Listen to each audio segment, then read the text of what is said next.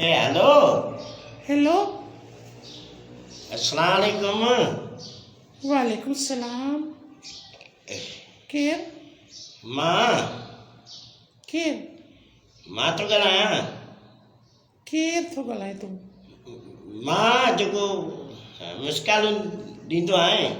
अच्छा, हाणे सुञातम। ॿुधाए कहिड़ो कमु आहे? कमु पिणे सां ॻाल्हाइणो आहे। छो बाबो कारो कां ॾेखारे भॼी वियो अथव छा? अकुल कर वाया तीन चोरी वॾी बात मां ॻाल्हा। हूं छा पिणे जी गोॾ परे करे थी ॻाल्हायां छा? अकुल ते इहो ॿुध, यारी वारी रख न भला। शर्म नथो अचे? वाहियात छो? ॻाल्हाइण जी तमीज़ सिख। मां कंहिंसां बि यारी न रखंदी। न यारी तूं न रखंदी, बाक़ी तूं मुसला खपाईंदी है न। यारी रख को इहो फोन ते मिले मज़ा वठूं ॿियो। फोन वरिती ते यारी रख। अच्छा, फोन माना वठी अथई त यारी रखां? हाँ हा पी अम्मी खे सदी कया। अम्मी अम्मी छा आहे धीअ? अम्मी हीअ अलाए कहिड़ो वाहियात पियो थो फोन ते ॻाल्हाए, अलाए छा छा थो चए। अची ॻाल्हाईंसि। हेलो। हलो अमां। जी बच्चा, छो फोन कई अथई? शर्म नथो अचे? हाँ बच्चा बि चईंदी, वरी शर्म बि चईंदी।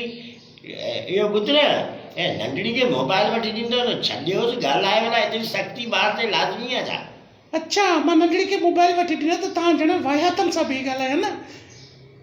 ईअं हितां मोबाइल था उछला हाणे, अहिड़ो अची बूथ में लॻई। मुंहुं ॾिठो अथई पंहिंजो, ॼण मिरू लॻो पियो सॼो। तोखे कीअं ख़बर पई? हा मिरू लॻो पियो आहे तुंहिंजे ॻाल्हाइण खां वाहियात। मूंखे बि तव्हांजे ॻाल्हाइण में ईअं थो लॻे मां ई तव्हांखे फोन कई आहे, न त तव्हांखे करे शादी जो सॾु बि कोन ॾींदो। बसि कर हाणे। अम्मी केरु आहे? अलाए केरु आहे पुटु। अचे मुंहिंजे नंढड़े सां त ॻाल्हाए। ख़ुदा जी मार पई, जेल में वेठा हो या कज़ियो थियो अथव जो ॿारनि जे लाइ सभु गॾु चयो। नंढड़े सां ॻाल्हाए, अम्मी सां ॻाल्हाए, मूं सां ॻाल्हाए।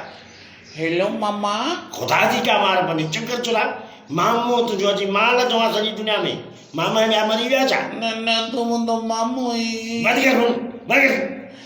लानत अथई लूसी। अरे कहिड़ो आहे चुरा?